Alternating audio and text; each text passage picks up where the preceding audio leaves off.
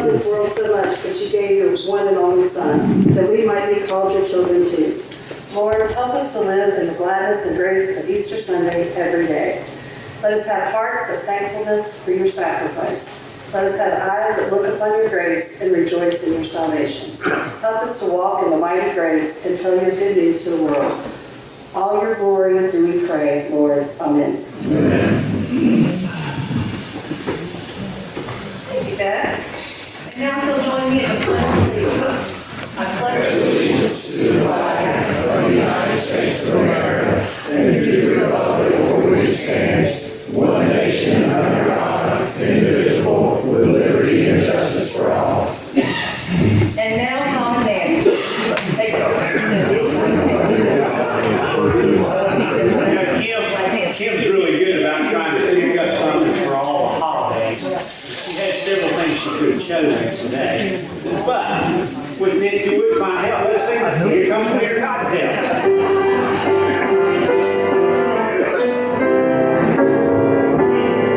Here comes Peter Cocktail, hopping down the buggy trail. Hippity hoppity, Easter's on its way. Bringing every girl and boy baskets full of Easter joy, things to make your Easter bright and gay. Oh, here comes Peter Cottontail, hopping down the muddy trail, hippity hopping, happy Easter day.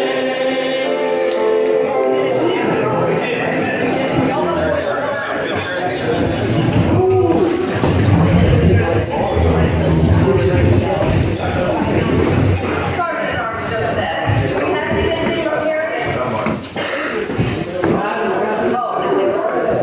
Sorry, we got FanDuel going on. Greg, it's always good to have you here.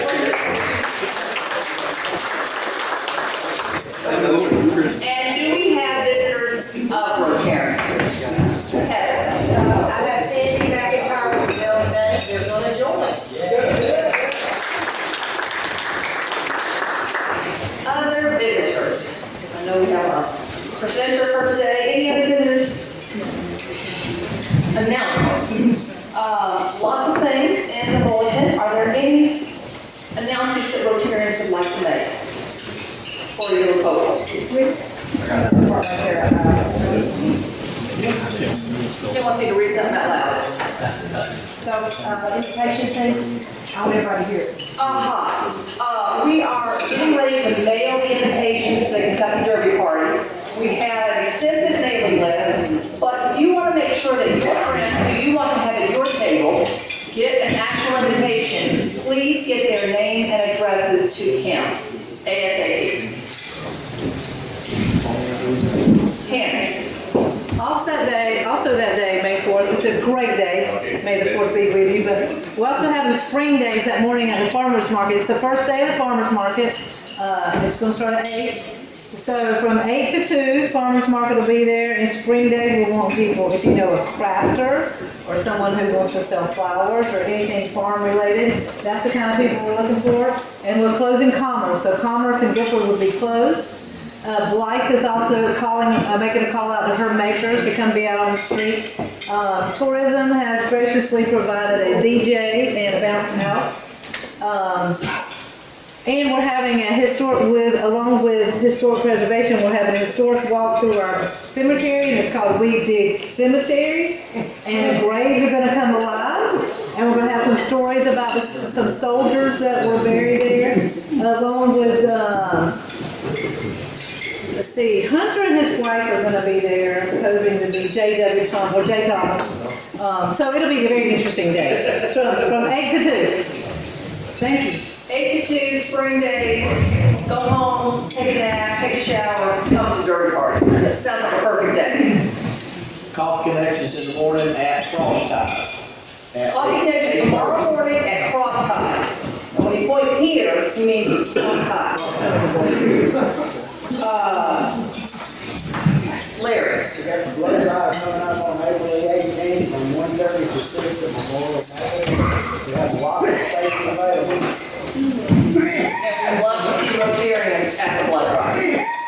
So, sign up. I have two I'd like to point out. We've had information about our district conference, which is at New Bern this year, for quite a while. But I just wanted to let you know that we do have some funds available, and the club would pay for your conference registration and put some money towards your travel expenses. If you're interested in going, we would love to have a few more people from the club attend. New Bern is a lovely place. The theme here this year is Not Your Mama's District Conference. I know it's not my mother's district conference. I have no idea what that really means. But if you want to come, please let me know or Kim know, and we'll get you signed up. And our four-way test contest winner is gonna be the one that's doing the. Yes. If you all remember, Nate Burns, who did this great job here, won the district speech contest, he'll be giving his speech at district conference. So it'd be great to have some Thomasville people there to support him. The other thing is we have a great team who is collecting things for the silent auction for our Rotary party. And they've collected a number of larger things, which is great because we make a lot of money on them. But we'd love to see if somebody would have a place that we could store some of those larger items that we're getting them until the actual Derby event. So, I can do it. Amy says she can do it. We have a winner. Oh, thank you. It's nice when you have a warehouse. Any other announcements? Home Solutions of Davidson County is having their 20th annual Tees for Keys golf tournament, April 25th. This year they're doing a few different things. They've got a cannonball shoot from one of the tees. They're doing a hole-in-one contest, and they are also doing a golf ball drop. And anybody, you don't have to be playing in the tournament to do the golf ball drop. I've got a QR code you can see, and you can go to Venmo out to the Home Solutions. It's $10 for a ball, 3 for $25. And they are trying to sell to get the pot, so the split would be $5,000. Wasn't that exciting? What's that for Home Solutions of Davidson County? That, we've loved and supported for a number of things. Great organization. And they will Tees for Keys. I love that. They're raising money to put people in houses. right. And so right now they'll let you select your numbers if they're available. So but if they want to see me afterwards, I can get your information and then pass along the information. We have a lot of gamblers in here, so I'm thanking you for my hand. Okay. Just helping out that animal call. That's right. Any other announcements?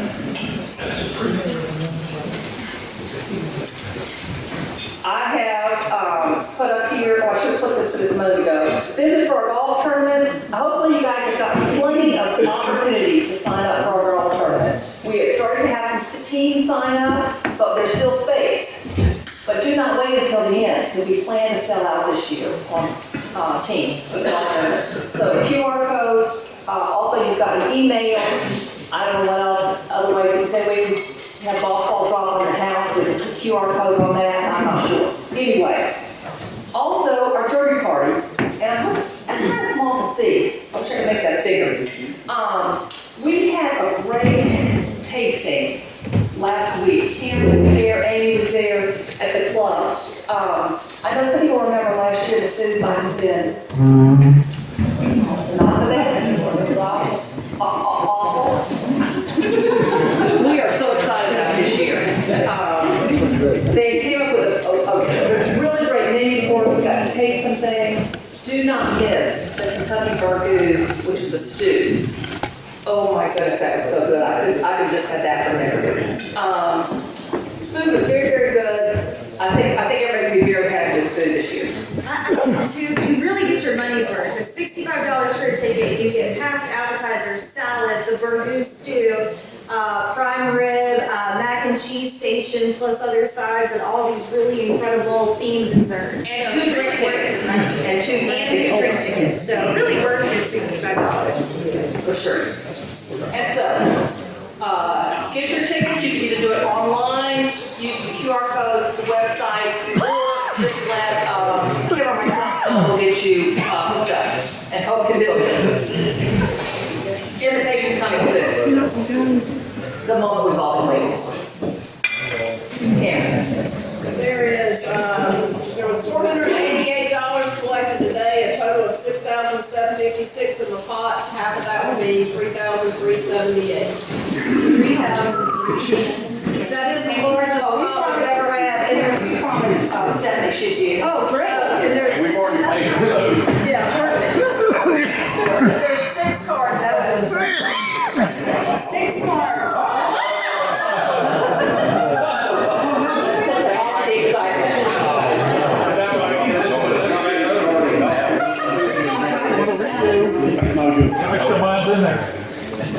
Okay.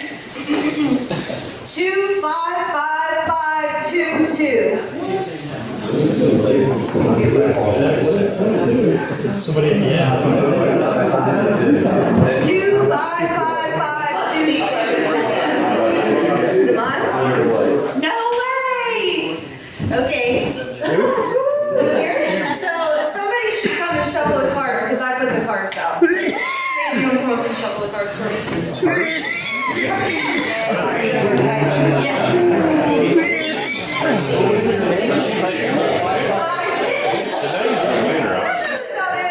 I played every week for like 3 years. I've never.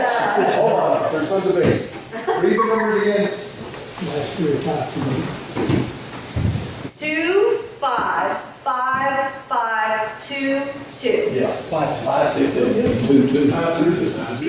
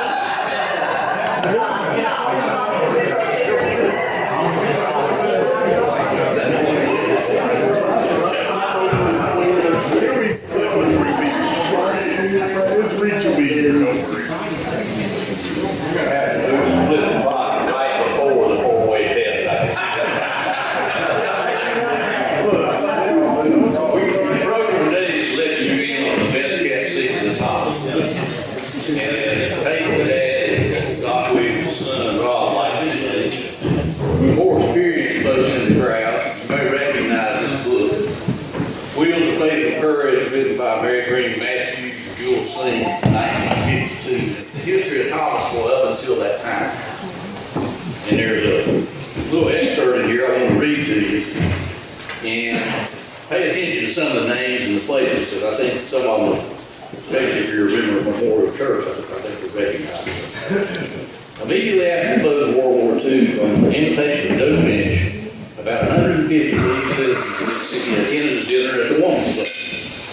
The proposal to set up a community foundation for the purpose of raising large sums of money for projects for public benefit was discussed and adopted. Faith in a better future for Thomasville encouraged to undertake new tasks motivated this new venture. N.C. English was chosen president and R.L. Pope treasurer of this organization. In the 7 years since 1945, the Community Foundation has conducted a number of fundraising campaigns and has handled $732,230.05. Of this sum, $267,167.46 remains unexpended, much of it designed for furnishings and equipment for the new wing of the City Memorial Hospital, now nearing completion, according to W.W. Rapp, the treasurer.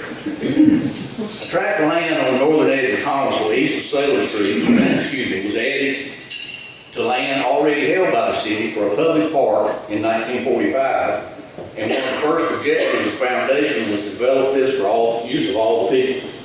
Other projects provided by the Community Foundation include the floodlights at Kern Street Playground, vocational training building for Thomasville High School, the Civic Center on Randolph Street, purchased, remodeled, and refinished, and a new wing built for City Memorial Hospital.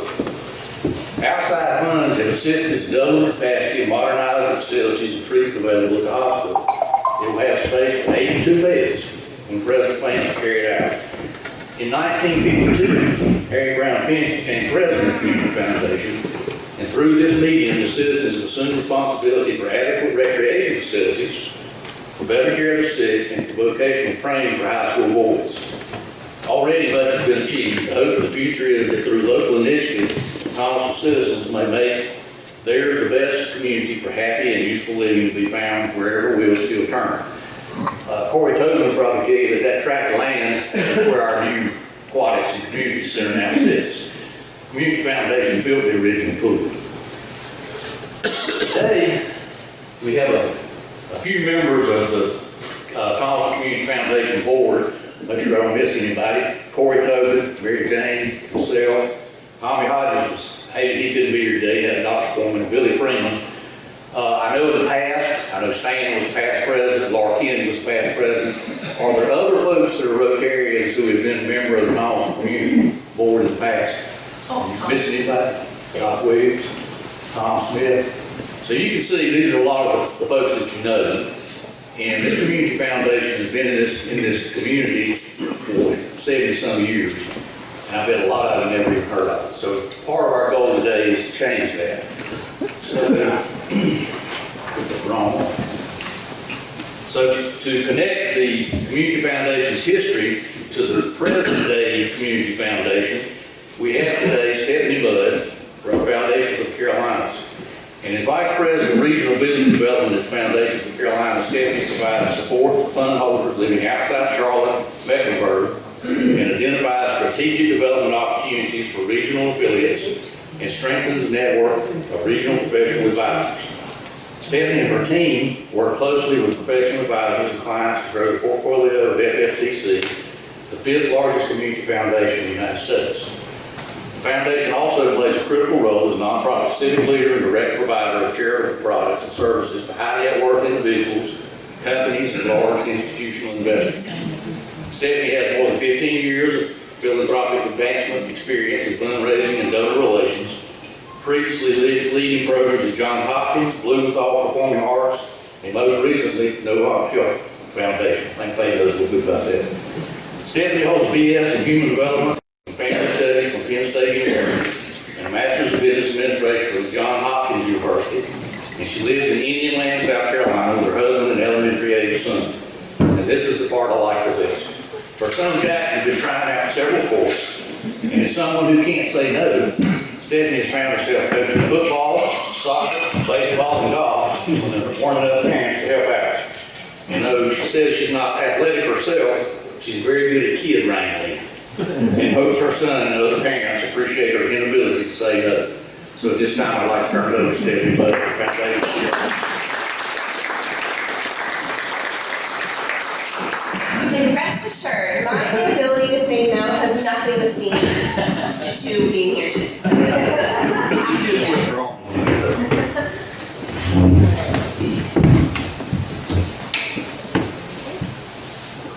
Sorry, technology change.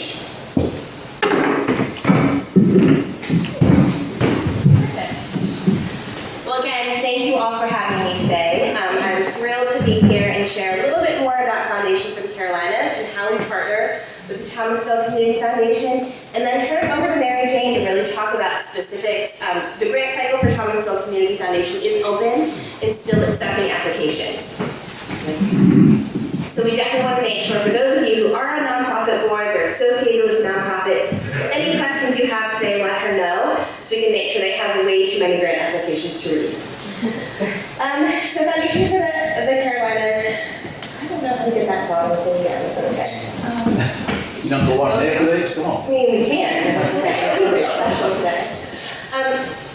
So, in general, community foundations were actually created in the early 1900s by a gentleman who was working on a lot of estate gifts, and he realized people were putting their funds, their estate dollars, into causes that may not be around in years to come or may not be the best fit for the community. So in the early 1900s, he devised this community foundation. So it was really a way for individuals, both living and deceased, to support a fund that will really take care of their community needs going forward, which is exactly what the Thomasville Community Foundation is. It's really these dollars that this great board of individuals can each year grant out to ensure the community needs are taken care of.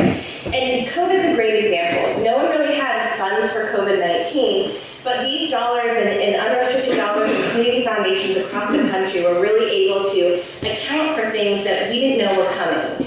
And that's why a lot of people end up giving to community foundations and partnering with them to say, I know that I'm going to give to the Humane Society or, to the hospital for years to come. But what happens in, 50 years if the Humane Society is not needed anymore because there are no animals that don't have homes? What other issues are going to arise in 50 years that I really want to make sure my community is positioned to take care of? And that's exactly where community foundations come from.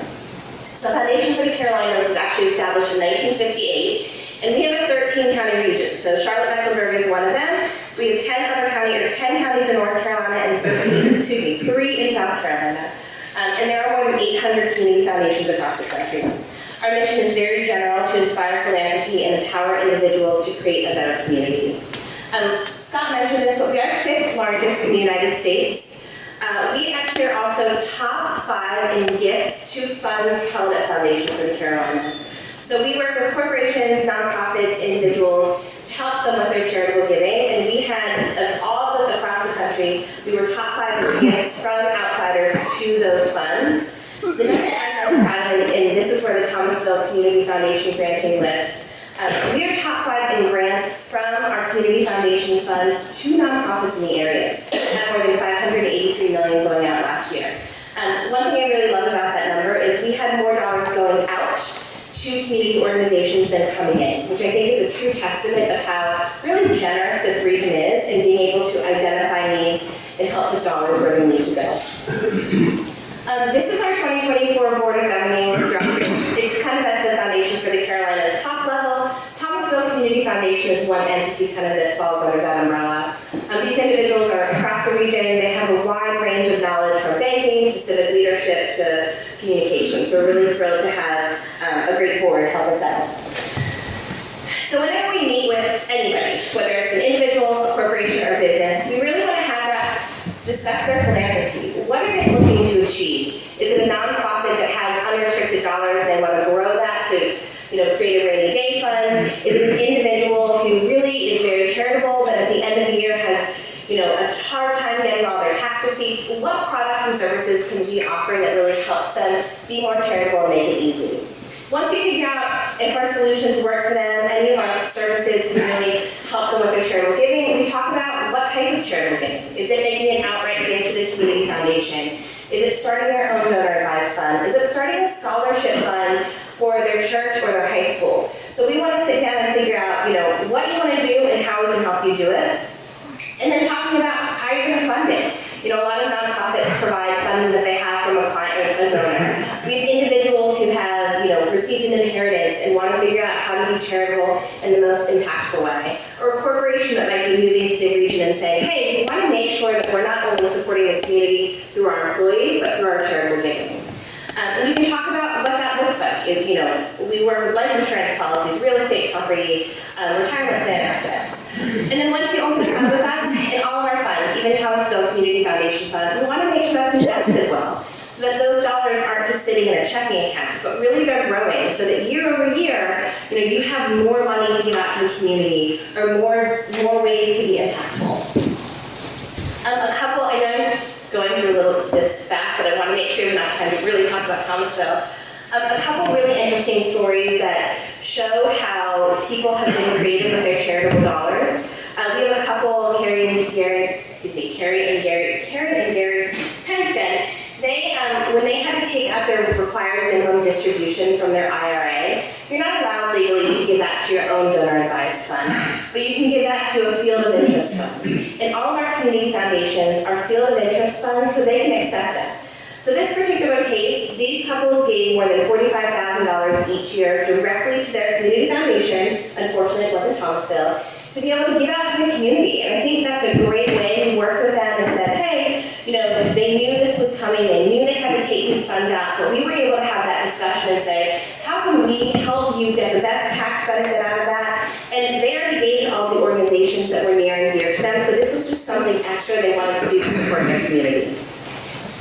We also, I don't know if any of you are familiar with Michael Coltrane. He passed away a couple years ago, but he was, very charitable to his community and actually worked in his estate plan, giving a gift to his community foundation to be able to increase grant making year over year. So again, that's another way we work with individuals who may not have the ability to give right now or want to give right now, but to say, I love our community. I really want to protect it for the future and whatever needs there are. So he had the foresight to say, let me partner with my community foundation, because when I'm gone, I don't know if animal welfare, education is going to be the most important need for the community. So we're thrilled to, again, have those conversations and really work with people to figure out how we can help them achieve their philanthropic goals. And especially if it is to really support their community, we want to advocate for support of their community foundation. All right, Mary Jane. Right now, like I said, the Thomasville Community Foundation grant cycle is open, so she's going to share a little more about what that looks like. So, and then this is the full board of our community foundation.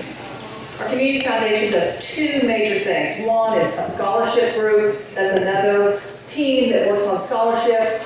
But the grants committee that I'm on, once a year, takes applications and makes grants to nonprofits in our community. On every table, there's a piece of paper that looks like this. And this has information on our grant cycle this year. So, and it does have, I'm gonna leave this up here. This QR code will take you to the grant application. So if any of you all know someone with a nonprofit in this community that might be interested in a grant, and I'll talk to you a little bit about the grants, but please take a picture of that and go to our grant application.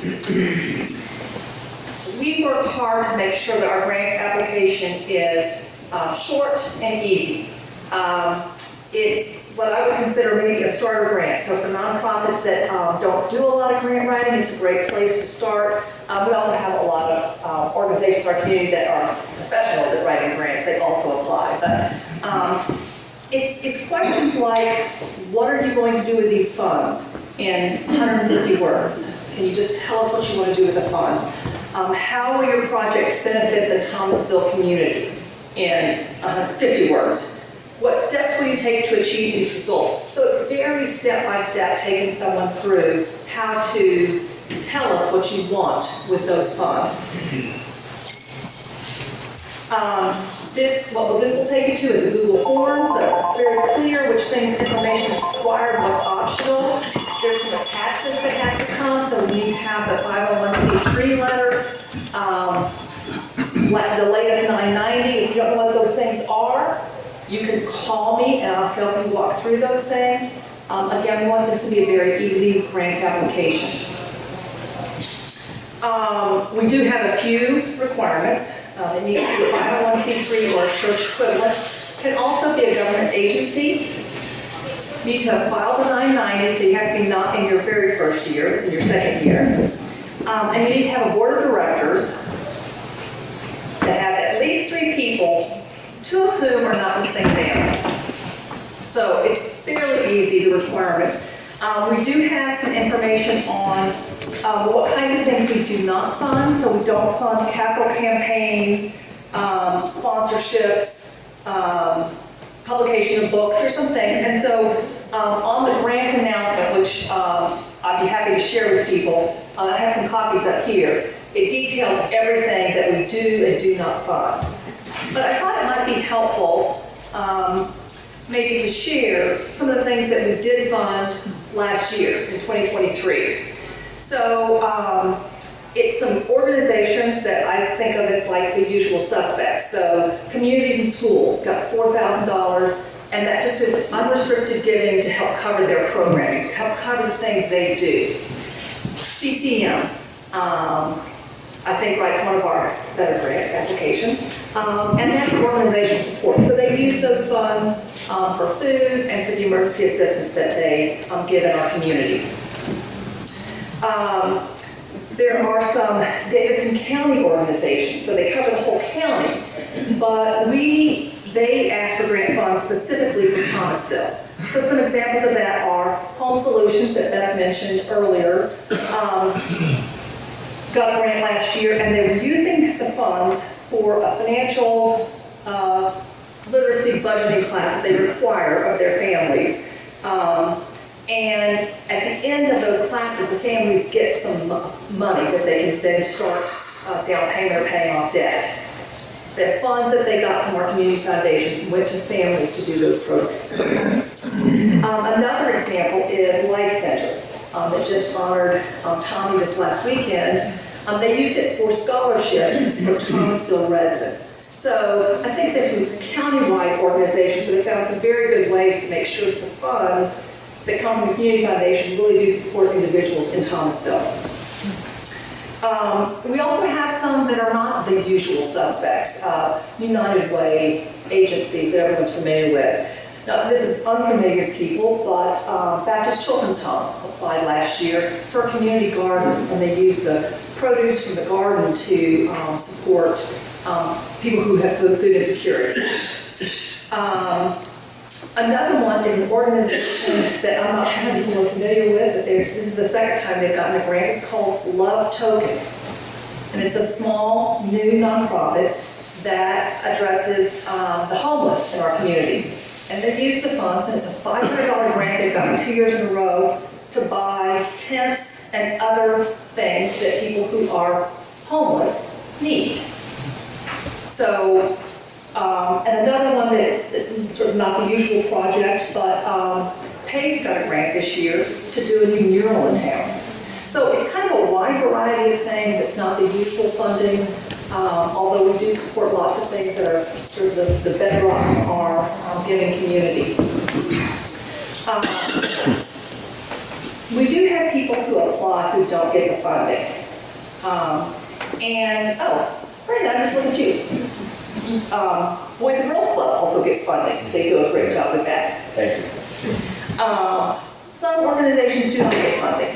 Some of the reasons why is organizations will write for funding, and it's not specific to Thomasville. There's no clear way that individuals in Thomasville will be benefited from the funding. And so those typically don't get funded. Or if their grant application is not clear what the purpose or how the funds will be used. Again, that's why we really try to make our application very step by step to help people. If you just answer the questions, you should have a clear application. The last couple of years, we've thought about whether it would be helpful for people who are new to writing grants to have sort of a grant writing seminar.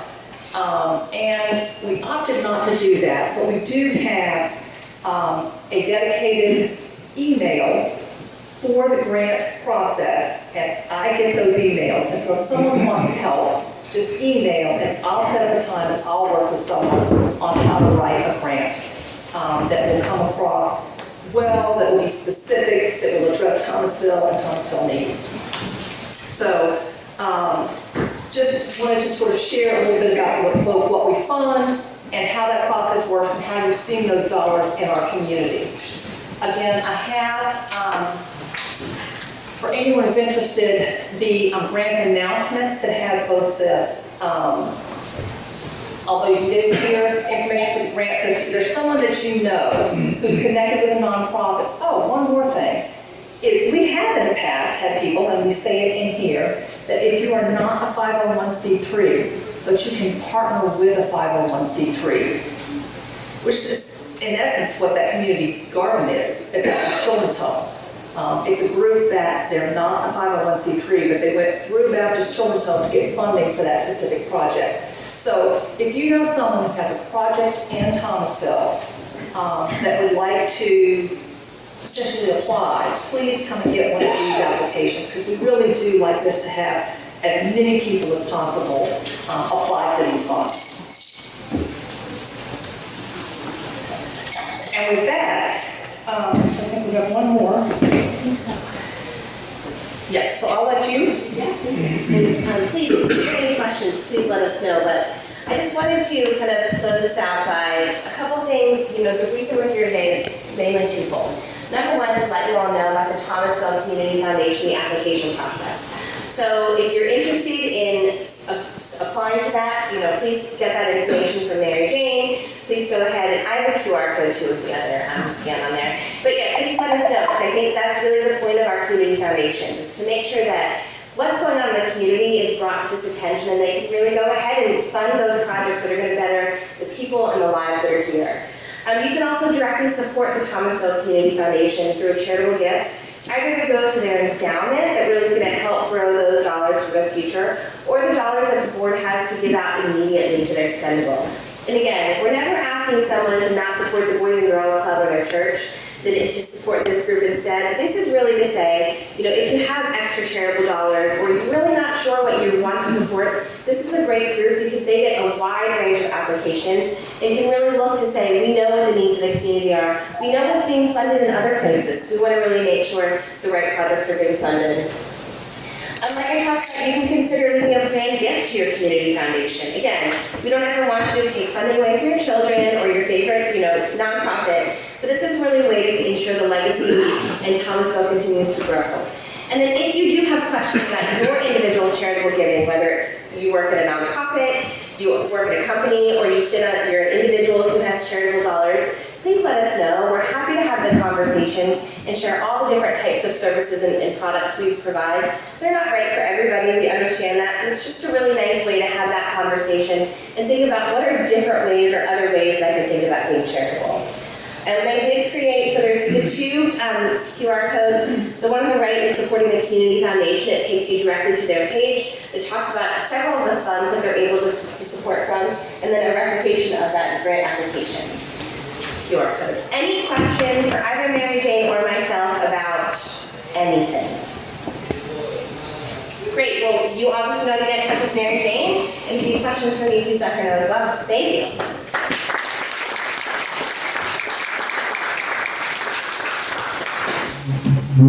Thank you, Stephanie. Thank you, Scott, for setting this up. What everyone preaches when we have to talk about your organization, say we are the best kept secret. We don't want to be the best kept secret. We want everyone to know in the foundation, both for organizations that can apply for our grants, for individuals to apply for scholarships, and also for our community to also support this organization so we continue to have those dollars that we can plow back into our community. If there is nothing else for the benefit of Rotary, I ask you all to stand.